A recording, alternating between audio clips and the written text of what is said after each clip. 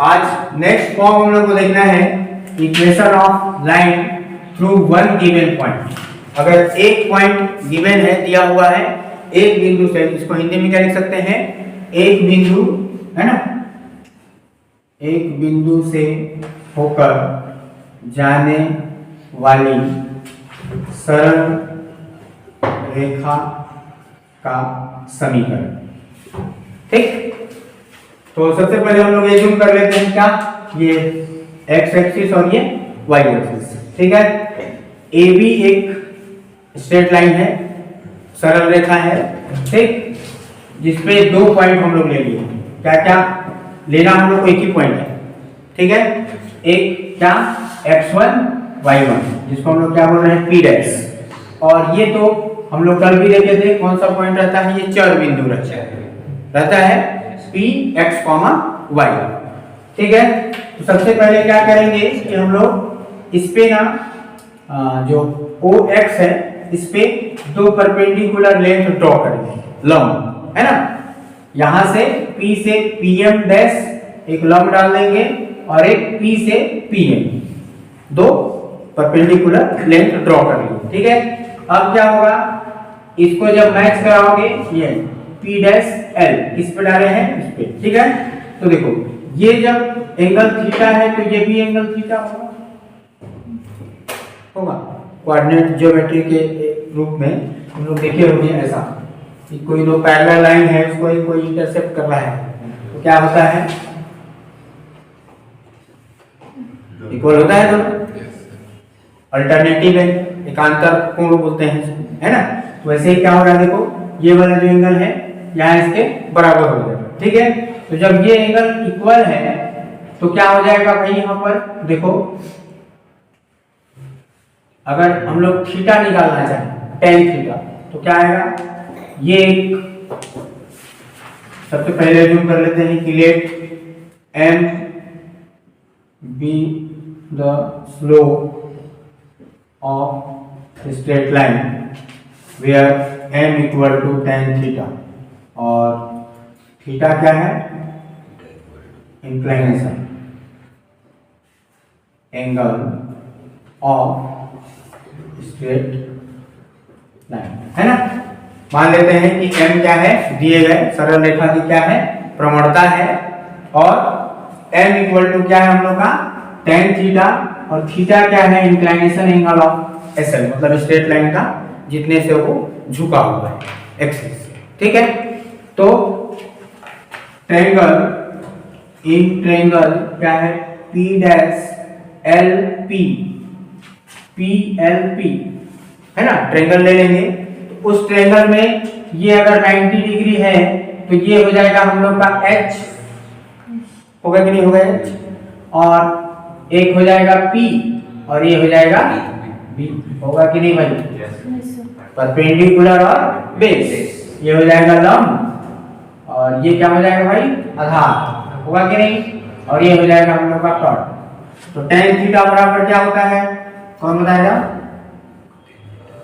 tan theta बराबर P by B होता है नहीं, लंब बटा आधार, लंब बटा आधार। तो लंब का मान कितना है, y माइनस y1 है, नीचे क्या है, x माइनस x, ये किसका मान आ गया, m। क्लियर है। अब देखो, जो हम लोग इक्वेशन जानते हैं किसका, स्ट्रेट लाइन का जनरल फॉर्म क्या होता है, फिर बताए थे, y equal to mx plus c, यही होता है कि नहीं होता है। तो वहां से क्या निकाल लेंगे हम लोग, ये क्या बोलते हैं, ये आ गया tan थीटा। और एक और अभी हम लोग फॉर्मूला क्या पढ़े थे, क्या बोलते हैं, tan थीटा, इसको देख लो पहले, उसको भी रहने दो, इसको देख लेते हैं। यहां से क्या आ जाएगा, tan theta into x minus x1 और ये y माइनस y2, ऐसा इक्वेशन मिलेगा। इसका क्रॉस मल्टीप्लाई इसके साथ, और ये उधर, लेकिन लिख लिए उसको इधर, देख सकते हैं, देख सकते हैं कि नहीं, देख सकते हैं ना। तो ये इक्वेशन हो गया किसका, equation of line through one given point, ठीक है, एक बिंदु से होकर जाने वाली रेखा का समीकरण। यहाँ पर tan थीटा की जगह पे हम लोग क्या लिख सकते हैं, m भी लिख सकते हैं, है ना। इसी इक्वेशन को हम लोग ऐसा भी लिख सकते हैं y minus y one equal to m x minus x1। और ये m क्या है, अगर डायरेक्ट हम लोग का पहले से दे दिया है कि उसका जो स्लोप है इतना है, तो हम लोग को डायरेक्ट इस फॉर्मूले में मान रख देना है, या फिर अगर थीटा दे दिया है, एंगल दिया है, तो फिर बात समझ में आ रहा है, क्लियर है ना। और ये m कैसे निकालेंगे, स्लोप्स, दो पॉइंट के बीच का स्लोप निकाल लेंगे, निकल जाएगा कि नहीं निकलेगा, निकल जाएगा ना। और इसी को हम लोग कहते हैं क्या, बिंदु प्रवणता रूप, है ना। इस इक्वेशन को हम लोग बोलते हैं बिंदु प्रवणता रूप या point slope form of straight line, है ना। स्ट्रेट लाइन का कौन सा फॉर्म हुआ, ये पॉइंट स्लोप फॉर्म, जो हम लोग कल 5 फॉर्म पढ़े थे ना, 5 फॉर्म पढ़े थे, तो उसका 6वां फॉर्म ये हो, ठीक है, क्लियर है। इसका एग्जांपल देख लें, का क्या हो रहा है, find the equation of straight line which passes through the point 2, 1 and makes an angle of 45 degree with the x axis, ठीक है। उस सरल रेखा का समीकरण ज्ञात करना है जो बिंदु 2, 1 से होकर जाती है तथा अक्षों से कितना बनाती है, एक्स अक्ष से कितने डिग्री का एंगल बना रहा है, 45 डिग्री। सेम वही क्वेश्चन है, यहाँ पर एक्स अक्ष से थीटा बना रहा था एंगल, और पॉइंट जो है x1 y1 यहाँ पर गिवन है, ठीक। क्वेश्चन में डायरेक्टली क्या है, गिवन है x1 कितना है 2, y1 कितना है 1 और थीटा की वैल्यू कितना है 45। डायरेक्टली हम लोग फॉर्मूले में मान रख देते हैं, क्या फॉर्मूला था, y minus y1 equal to tan theta और x माइनस x1। तो y1 कितना है 1 इक्वल टू tan 45 होगा, और x माइनस x1 यानी कि 2, tan 45 का 1 क्या हो जाएगा, y minus 1 equal to x minus 2, x को या y को उधर ले जाते हैं, y को उधर ले जाते हैं, तो x माइनस y ये इधर आ जाएगा, तो +2 माइनस 1 +1, ये हो जाएगा हम लोग का स्ट्रेट लाइन का इक्वेशन, सरल रेखा का समीकरण। कभी भी ना इक्वेशन को ना, हाँ, क्योंकि स्ट्रेट लाइन का जो इक्वेशन होता है वो कैसा होता है, लीनियर फॉर्म में होगा ना, देखो ना, है ना, कभी भी मुड़ा हुआ नहीं मिलेगा तुमको। अभी हम बात किए ना स्ट्रेट लाइन में, जब डेफिनेशन देख रहे थे तो क्या था, कभी भी सीधा ही रहेगा स्ट्रेट लाइन, है ना, फिर से होकर पास करने वाले लाइन का फॉर्म। दूसरा है कि अब अगर लाइन जो है 2 पॉइंट से होकर पास कर रहा है ना, कोई भी ए बी लाइन है ऐसा, उसमें 2 पॉइंट दे दिया है, मान लो ए और बी या a1 b1 जो भी मान लो, कोई दिक्कत नहीं है, x1 y1 और इधर x2 y2, ये अपना स्ट्रेट लाइन है, ठीक। उससे पास होने वाला स्ट्रेट लाइन का हम लोग को क्या करना है, इक्वेशन बनाना है, ठीक है। तो सबसे पहले मान लेते हैं क्या कि जो 2 पॉइंट है ना, ये ठीक है ना, late 2 points x1 y1 and x2 y2, ठीक। सबसे पहले हम लोग लिखेंगे क्या, अभी जो हम लोग देखे थे कि 1 पॉइंट से होकर जाने वाले रेखा का समीकरण क्या था, लिख लेंगे since equation of straight line which is passes through 1 point, ठीक। मान लेते हैं कि पहला पॉइंट x1 y1 से होकर पास कर रहा है, ठीक है ना। तो क्या मिल जाएगा हम लोग को, पॉइंट x1 y1, तो क्या मिलेगा, y minus y1 equal to क्या, फिर से वही tan थीटा और x माइनस x1, यही था, ठीक है ना। या tan थीटा को हम लोग क्या लिखे थे, m, ये लिखे थे ना, y minus y1 equal to m और x माइनस x2। ठीक, इसको मान लेते हैं इक्वेशन नंबर 1। अब ये जो लाइन है ना वो भी इस पॉइंट से होकर पास करेगा, क्योंकि दोनों लाइन दोनों पॉइंट जो है कहाँ है, स्ट्रेट लाइन में ही है। तो इस पॉइंट से पास किया लाइन मतलब इस पॉइंट से भी पास करेगा कि नहीं करेगा? करेगा ना, सीधा ही जाएगा। अभी बात कर रहा हूं स्ट्रेट लाइन कभी भी जाएगा तो सीधा ही जाएगा, ठीक है ना। तो क्या लिख लेना है कि since equation 1 is passes through point क्या x2 y2। तो जब भी किसी इक्वेशन से कोई पॉइंट पास है, कोई इक्वेशन जो है किसी पॉइंट से पास करता है तो उसके जो x और y कोऑर्डिनेट है वो उसके x और y वैल्यू को क्या करते हैं, सेटिस्फाई करते हैं या संतुष्ट करते हैं, ठीक है ना। ऐसा लिख लेना। तो क्या होगा, hence satisfying to the equation क्या 1। तो क्या कर लेना है इसमें कि जो x और y है ना उसके जगह पे किसका मान रख लेंगे, x2 और y, है ना। जब भी सेटिस्फाई करता है तो क्या करते हैं, x के जगह पे x कोऑर्डिनेट को और y के जगह पे y कोऑर्डिनेट को। y के जगह पे कौन सा रखेंगे, y2 रखेंगे ना।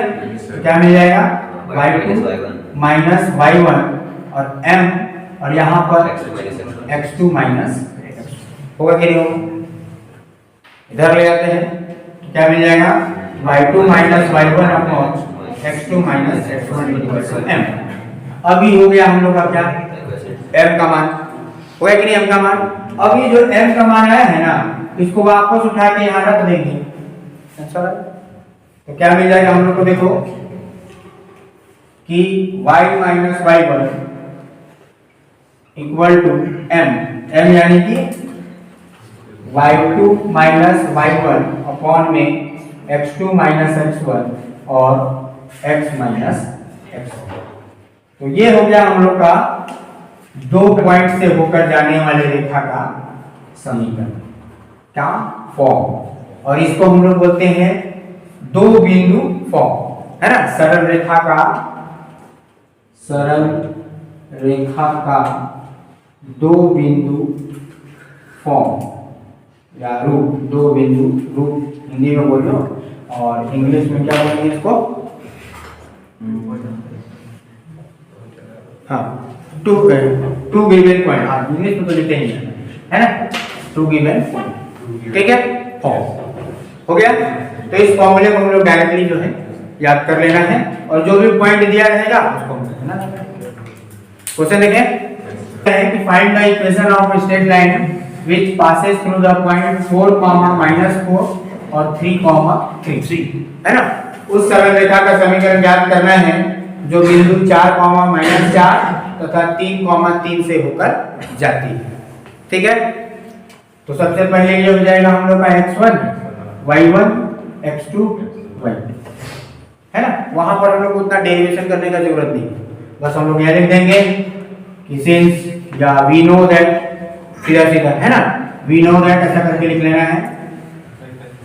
We know that equation of straight line which is passes through 2 point, है ना, which passes through 2 point। क्या होता है, y माइनस y1, इसमें मान रख देते हैं, है ना। क्या मिल जाएगा, y माइनस y1 कितना है 4 इक्वल टू y2 है 3 माइनस y1 यानी कि -4 और अपॉन में, अच्छा यहाँ भी तो -4 था ना, ये प्लस हो जाएगा, ठीक है। और नीचे में x2 कितना है 3 माइनस 4 और साथ में x माइनस x1 यानी कि 4, क्लियर है। यहाँ आ जाएगा y प्लस 4 इक्वल टू, ये हो जाएगा 3 प्लस 4 यानी कि 7 अपॉन में -1 और x माइनस 4। सॉल्व कर देते हैं, -1 का इधर मल्टीप्लाई कर दो तो -1 minus 4 equal to 7x minus 28 और सबको उधर ले जाओ तो 7x प्लस वाई और इक्वल टू, इसको इधर ले आएंगे तो 28 प्लस में आ जाएगा, तो 24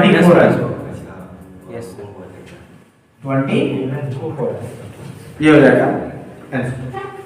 ठीक है, दोनों फॉर्म का हो गया क्वेश्चन। नेक्स्ट टॉपिक है point of intersection of two straight line, है ना, दो सरल रेखाओं का प्रतिच्छेदन बिंदु। ठीक है, तो सपोज एज्यूम कर लेते हैं हम लोग की दो सरल रेखा है हम लोग का कौन कौन सा, a1 b1 और a2 b2। ठीक है, a1 b1 का जो इक्वेशन है उसको मान लेते हैं a1x plus b1y plus c1 equal to 0, और जो दूसरा वाला है उसका मान लेते हैं a2x plus b2y plus c2 equal to 0। दो स्ट्रेट लाइन हम लोग के पास गिवन है। ठीक है, उनका क्या निकालना है, जहां पे वो इंटरसेक्ट हो रहा है, सपोज ये पॉइंट हम लोग लेते हैं P।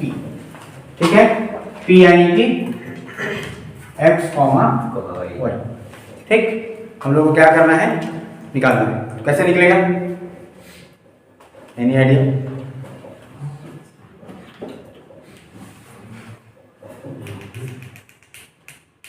ऐसा तुम लोग 10th में बनाते रहे, दो लीनियर इक्वेशन को सॉल्व करने का मेथड पढ़े थे ना, एलिमिनेशन मेथड पढ़े होंगे, क्रॉस मल्टीप्लिकेशन पढ़े होंगे, सब्स्टिट्यूशन मेथड पढ़े होंगे, और एक और था ग्राफ मेथड पढ़े होंगे ना।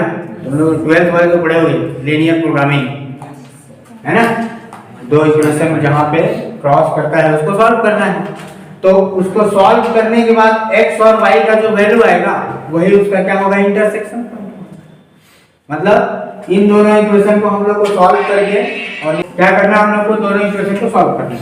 तो कोई भी मेथड लगा लेते हैं, या तो एलिमिनेशन मेथड, या तो क्रॉस मल्टीप्लिकेशन, या फिर सब्स्टिट्यूशन। तो क्या करते हैं सब्स्टिट्यूशन, इसमें से जो वेरिएबल है किसी एक वेरिएबल की वैल्यू निकाल करके दूसरे वेरिएबल में पुट अप कर देना है, यही करते हैं। या एलिमिनेशन वाले में क्या करते हैं कि किसी एक वेरिएबल के कोएफिशिएंट को इक्वल करते हैं और फिर माइनस करते हैं, ऐसा ही करते हैं। जैसे देखो, पहला जो इक्वेशन है ना, a1x plus b1y plus c1 equal to 0, ये फर्स्ट है, और सेकेंड वाला है a2x plus b2y plus c2 equal to 0, ये है सेकेंड। करते क्या है कि अगर मान लो हम लोग को x कोएफिशिएंट वाले को इक्वल करना है ना, तो क्या करना पड़ेगा, इसमें जो है a2 से मल्टीप्लाई करना पड़ेगा और इसमें a1 से। तो दोनों जगह a1 a2 आ जाएगा, दोनों को माइनस कर देंगे तो x वाला टर्म पूरी तरीके से एलिमिनेट हो जाएगा, है ना। तभी इसको हम लोग क्या कहते हैं, एलिमिनेशन मेथड, तभी ना बोलते हैं। तो मल्टीप्लाई करके लिख लेना, काम जहां लिख लोगे ना, क्या लिखेंगे, multiplying equation 1 by a2 and equation 2 multiplied by a1 then subtract. ठीक है, तो क्या मिल जाएगा, ये दोनों कैंसिल हो जाएगा। यहां से क्या मिलेगा हम लोग को, लोग क्या किए थे, a2 का इक्वेशन 1 में मल्टीप्लाई किए थे और a1 का इक्वेशन 2 में मल्टीप्लाई किए, ये ना, तो ये तो माइनस हो गया दोनों। यहां पे भी क्या मिलेगा हम लोग को, b1 a2 मिलेगा, ठीक है वो, फिर यहाँ पर b2 a1, ये तो सही है, लेकिन यहाँ भी तो c1 के साथ a2 मल्टीप्लाई होगा, वह भी होगा। यहाँ पर c1 a2 minus c2 a1, ये टर्म छूट गया था, इसी कारण तो कट नहीं रहा था।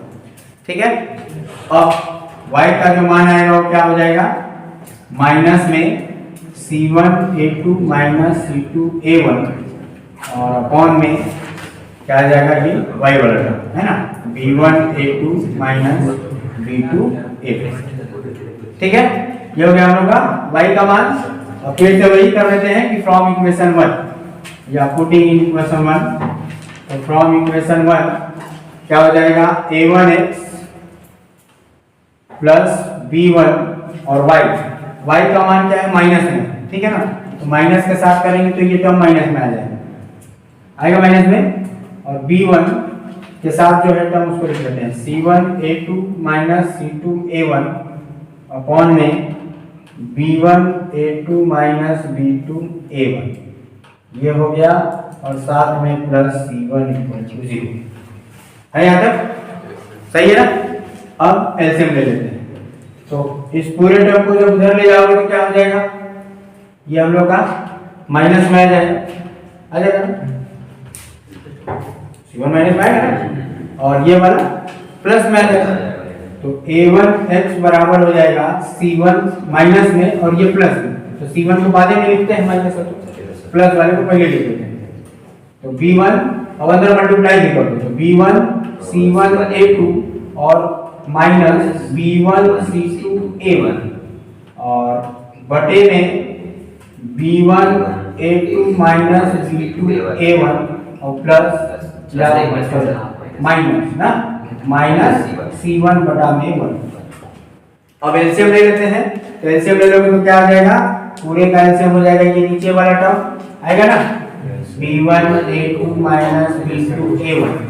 यहाँ ऊपर में B1 C1 A2 minus B1 C2 A2 और माइनस C1 का मल्टीप्लाई इसके साथ होगा, तो माइनस C1 B1 A2 और minus minus plus C1 B2 A1 होगा। इधर A1 है, देखो क्या कैंसिल होगा, कुछ होगा कैंसिल क्या, B1 C1 A2 ना, B1 C1 A2, हाँ ये वाला टर्म कैंसिल होगा ना, ये और ये देखो सेम टर्म है ना, B1 C1 A2 B1 C1 A2 plus minus cancel हो जाएगा। और ये दो टर्म बच गया हमें, बच गया ना। क्या क्या है इसको लिख लेते हैं। तो प्लस वाले को पहले लिख लो इसको, है ना, क्या आ जाएगा A1x equal to C1 B2 A1 minus क्या है B1 C2 A2 और अपॉन में B1 A2 minus B2 A1। ठीक, कुछ गड़बड़ हुआ क्या सर? है सर वहाँ सेकंड वाले में B1 C2 A1 होगा क्या? वही तो सर यहाँ ना, यस सर A1 होगा। क्या है गड़बड़ आने लगेगा तो खुद ही समझ में आ जाएगा, है कि नहीं,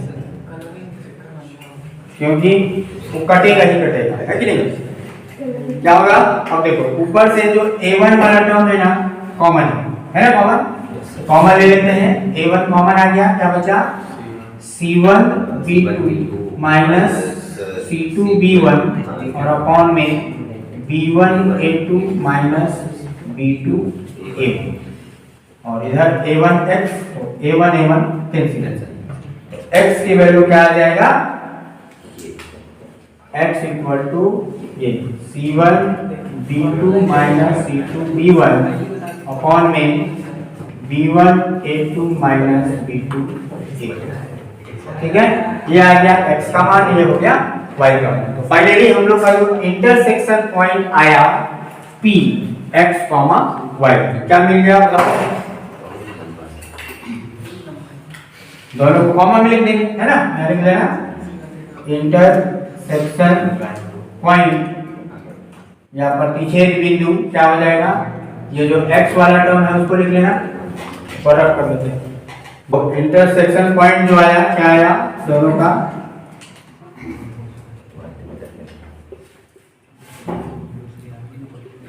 P x का मान क्या है C1 ना, C1 B2 minus C2 B1 upon में B1 A2 minus B2 A1। हालांकि तुम लोग को तो इसको बनाना ही पड़ेगा, ये सिर्फ कॉम्पिटिटिव एग्जाम के लिए हमको याद करके रखना है, बाकी यहाँ तो तुमको सॉल्व करके ही दिखाना पड़ेगा, है ना। x और y क्या है, y क्या था, क्या दिए, क्या था माइनस में ना, माइनस A2 C1 माइनस, ये माइनस यहाँ रहेगा, और क्या है A1 C2 और A2 B1 और A1 B2। ठीक है, तो ये हो गया हम लोग का इंटरसेक्शन पॉइंट। ठीक है, क्वेश्चन देख लेते हैं।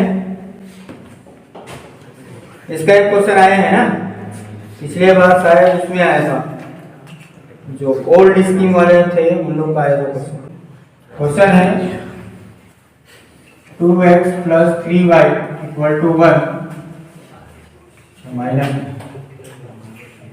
और दूसरा इक्वेशन दिया है 5y minus 3x plus 3 equal to 0। इन दोनों का क्या निकालना है, फाइंड इंटरसेक्शन पॉइंट। ठीक, प्रतिच्छेद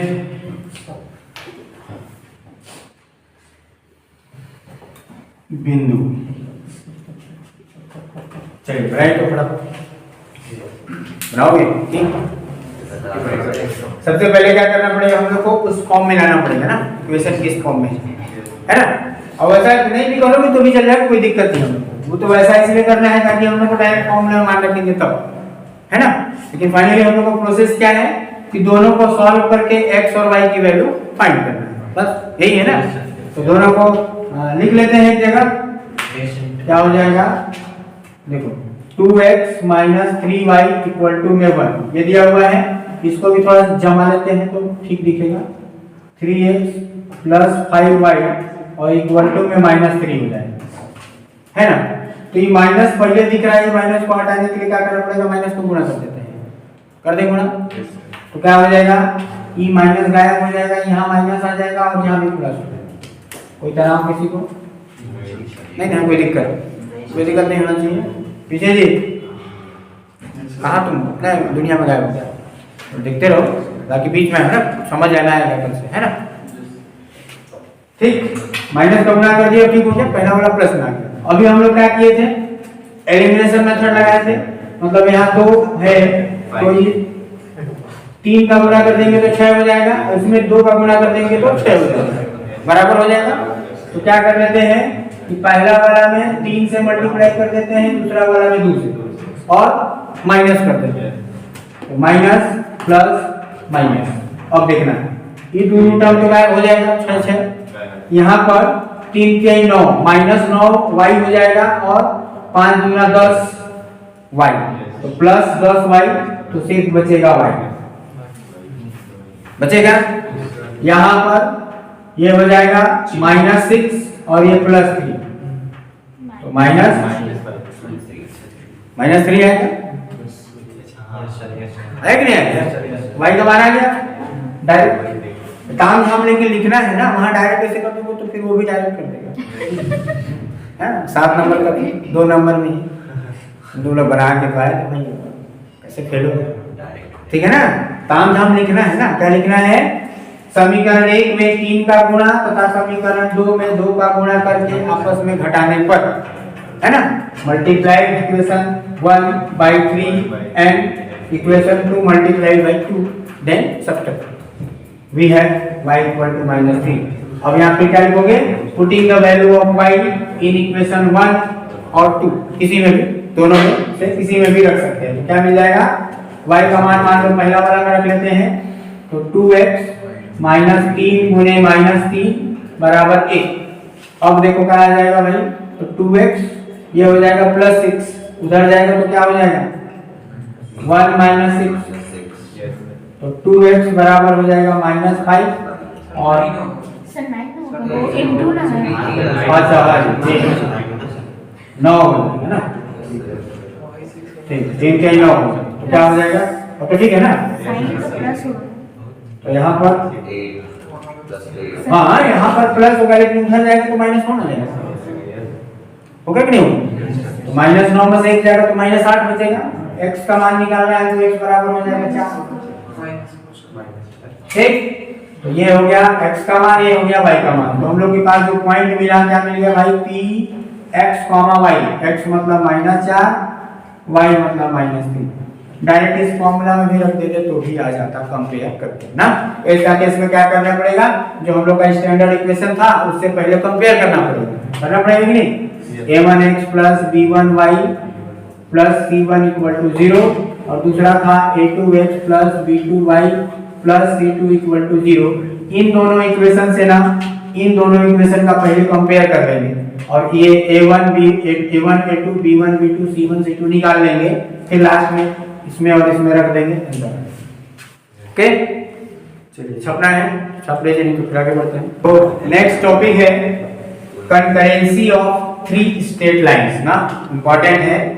3 सरल रेखाओं का संगमन है ना, सिद्ध करने को आता है कि सिद्ध कीजिए कि तीनों सरल रेखाएं संगमित हैं या एक ही बिंदु पर या एक ही बिंदु से होकर जाती, या समकेंद्री भी बोलते हैं इसको ना, समकेंद्री, एक ही केंद्र से होकर जाते हैं।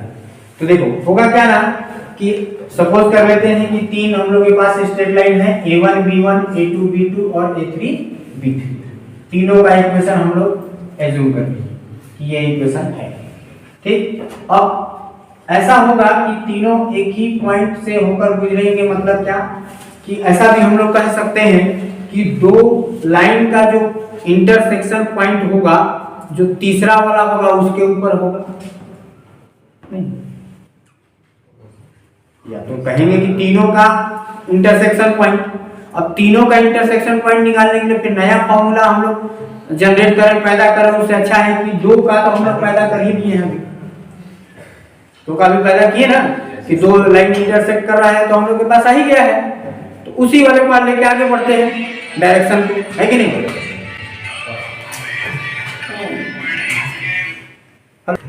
तो कहां थे हम लोग, वही चीज कि अगर तीनों का प्रतिच्छेद बिंदु निकालना है हम लोग को, या एक ही केंद्र से होकर जा रहे हैं ये प्रूव करना है, तो हम लोग को क्या करना पड़ेगा कि 2 वाले का प्रतिच्छेद बिंदु जैसे निकाले थे वैसा निकाल लें और उसको ये कह दें कि वो तीसरी रेखा पर स्थित होगा, या तीसरी रेखा भी उसी से होकर गुजरेगी।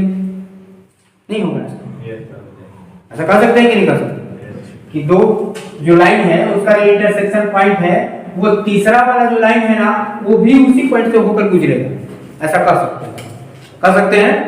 तो बस कुछ नहीं करना है, कर देते हैं कि इन दोनों को हम लोग सॉल्व कर लेते हैं, इन दोनों को सॉल्व कर लेते हैं। अब लगा देते हैं हम लोग कौन सा, कोई भी, अभी जो x और y हम लोग निकाले थे, x और y निकाले थे ना, तो या तो क्रॉस मल्टीप्लिकेशन जानते हो कैसे सॉल्व करते हैं, ब्रजगुणन विधि,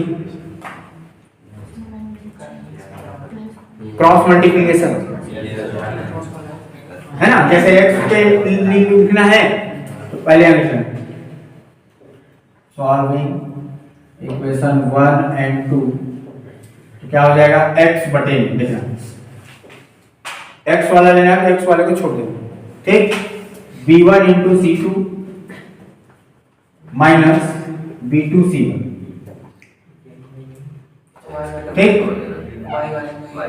y वाले में ऊपर में अगर माइनस y लेते हो तो सीधा सीधा रहेगा, नहीं तो ऊपर अगर माइनस y नहीं लोगे यहाँ तो फिर नीचे वाले से ऊपर करना पड़ेगा, ध्यान फॉर्मूले में थोड़ा दिमाग लगाता है ना।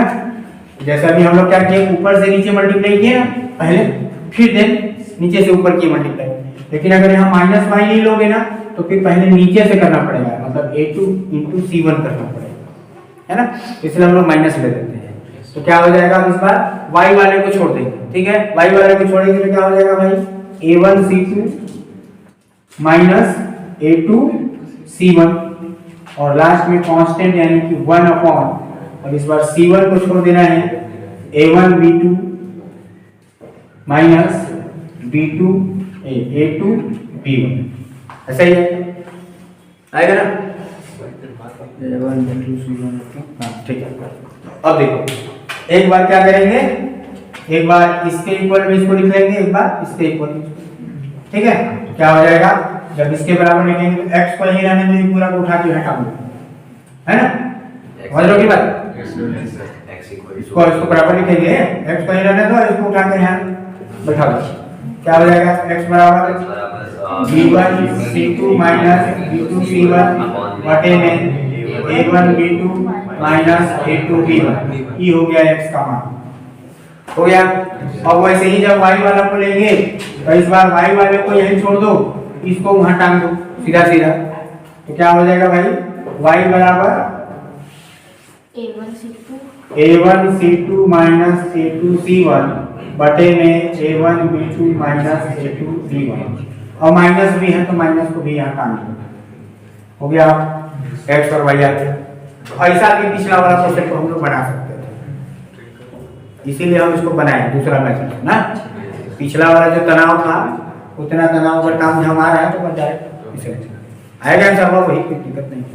ठीक, अब हम लोग क्या कह रहे हैं कि ये जो पॉइंट है ना वो उसी रेखा से होकर गुजरेगा, इसका मतलब क्या है, या दूसरे शब्दों में कि ये जो तीसरा वाला लाइन है इसी पॉइंट से होकर पास करेगा। तो क्या करेगा, x और y कोऑर्डिनेट को क्या करेगा, सेटिस्फाई करेगा या संतुष्ट करेगा। करता है कि नहीं ऐसा, अभी हम लोग देखे थे। मतलब उससे पास करेगा मतलब x के जगह पे x वाला कोऑर्डिनेट रख देना है, y की जगह पे y वाला रख देना है। रखेंगे, रख देते हैं, क्या हो जाएगा, यहाँ लिख लेना काम यहाँ, क्योंकि गिवन है ना point x, y, sorry, since equation 3 is passes through the point x y, है ना, ये x y से पास करता है तो क्या करेगा, hence satisfy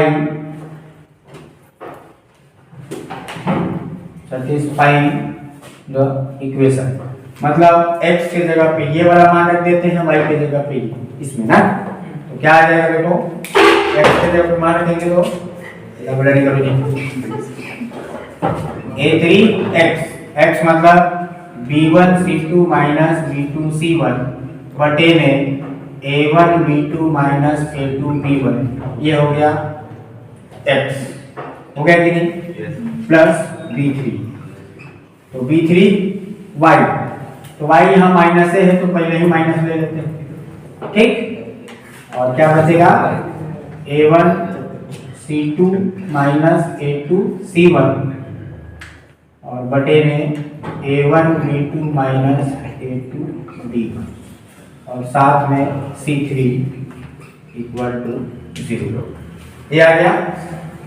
अब यहाँ से हम लोग को क्या करना है, तो सॉल्व कर दो तो क्या आ जाएगा, सॉल्व करो कितना आता है,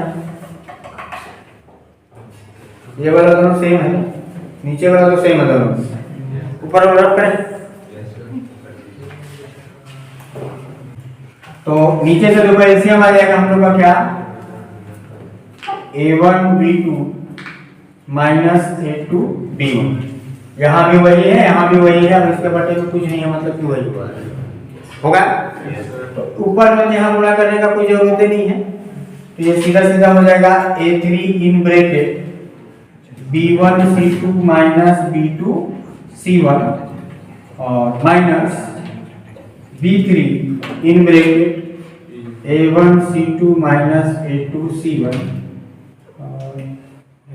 जब c वाले के साथ आएंगे तो c3 और ये पूरा टर्म उसके साथ चल जाएगा, उठ के क्या हो जाएगा, a1 b2 minus a2 b1 और बराबर में 0 है, यही वाले को हटा दो, सारे को उधर भगा दो, 0 हो जाएगा।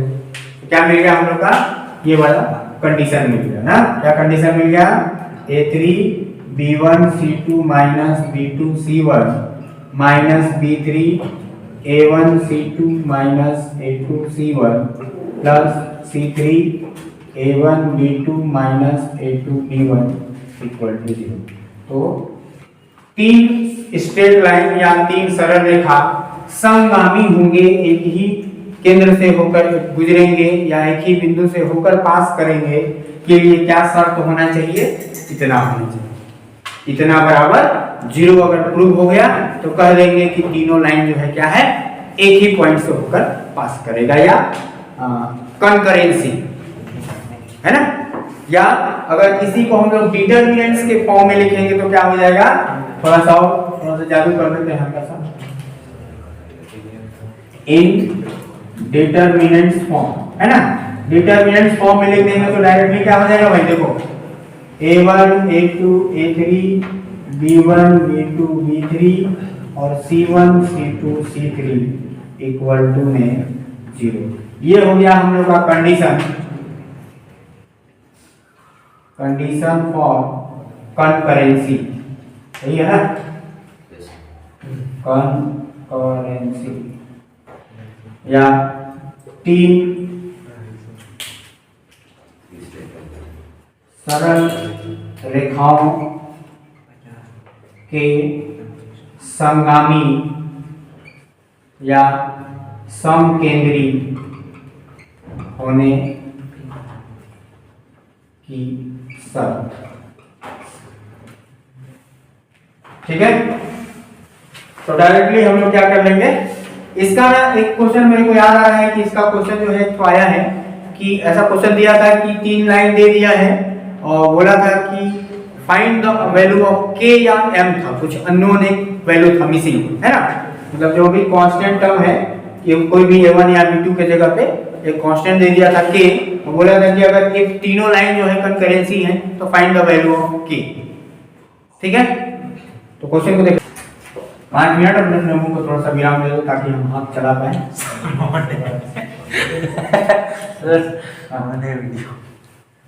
थोड़ा बहुत मजाक करना चाहिए। हाँ, क्या बोला क्वेश्चन कि find the value of k if the straight line SL, कुछ और मत समझना, SL स्ट्रेट लाइन, ठीक है, स्ट्रेट लाइन 3 जो दिया है R कॉन्करेंसी मतलब कि संगामी ना, 3 सरल रेखाएं संगामी हैं तो k का मान हम लोग को ज्ञात करना है। ठीक, सबसे पहले ना दिमाग लगाना होगा कि जो हम लोग स्टैंडर्ड फॉर्म देखे थे उसमें जो C1 था वो इधर था बायां साइड में ना, ध्यान रखना इस चीज का, ध्यान रख के नहीं तो बहुत खुश मत हो जाए, अरे जो सर पढ़ाया तो वही आ गया एकदम, क्या बात है, अब रख दी यहाँ ए भी और C1 का मान यहाँ देखो 8 रख दी, लेकिन 8 रखना नहीं है, उसको इधर लाके -8 रखना है, बात समझ रहे हो ना। तो पहले उसको स्टैंडर्ड फॉर्म में लाना है, कैसे 2x + y - 8 = 0, फिर 3x - 2y - 5 = 0 अगेन 2, और here k + 3y - 12 = 0। अब यहाँ पर कंपेयर कर लेंगे a1 a2 a3 b1 b2 b3 c1 c2 c3 और मान को रख देंगे। ठीक, तो क्या मिल जाएगा हम लोग को, a1 कितना दिया है भाई 2, a2 3 और a3 k। बात करें b1 का तो +1, b2 का -2 और b3 का +3, c1 -8 फिर -5 और -12 = में 0। अब हल निकाल पाओगे इसको, डिटरमिनेंट तो पढ़ ही चुके हो, पढ़े हो कि नहीं आनंद, पढ़े हो ना, तो डिटरमिनेंट के जैसा सॉल्व कर देते हैं, कितना आएगा बताओ,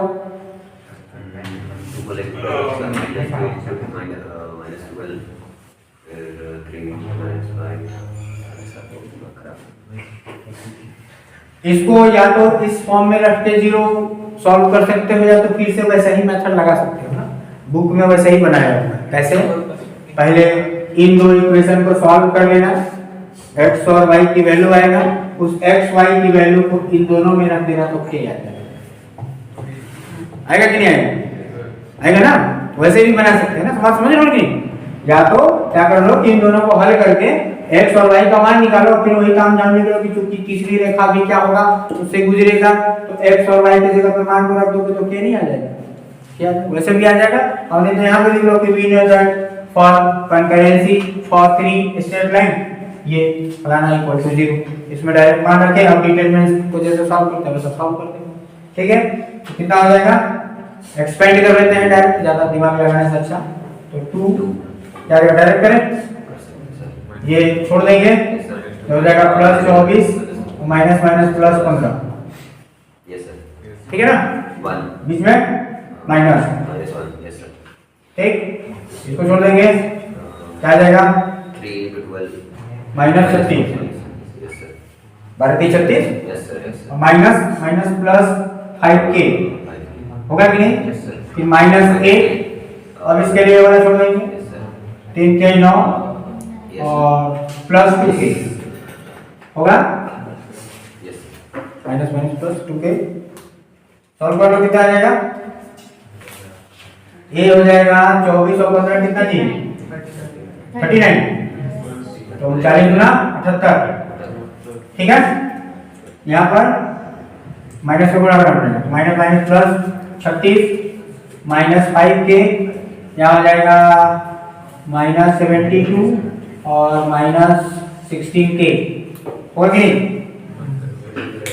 हल कर दो, कितना आ जाएगा, ये 72, 78 में से 72 गया 6, तो 36 और 6 42 हो जाएगा, हुआ कि नहीं। ये प्लस 78 में से ही जाएगा तो प्लस 6 बचेगा, और प्लस 6 इसके साथ जुड़ जाएगा तो 36 और 6 42 हो जाएगा, 42 को लिख लीजिए। 16 और 5 हो गया 21, तो माइनस 21 के हो गया बराबर 0, तो 21 के बराबर हो जाएगा 42 और के बराबर हो जाएगा 21 गुना 42, के का मान हो गया यही हो गया। ओके ठीक, तो या तो ऐसे बना लो, या फिर जैसा हम लोग बनाए थे कि दो इक्वेशन को सॉल्व करके फिर तीसरे वाले को रख के संतुष्ट करा के फिर के का मान, ठीक। ओके, तो like and subscribe, thank you.